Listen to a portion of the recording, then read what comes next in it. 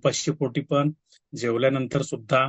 आणि HbA1c माझा 4.5 आणि 4 याच्या वर जातच नाही. त्यामुळं आता मी डायबिटीसच्या गोळ्या सध्या बंद केलेल्या आहेत. येस, बाय त्याचप्रमाणे प्रोफेशन सांगा तुम्ही.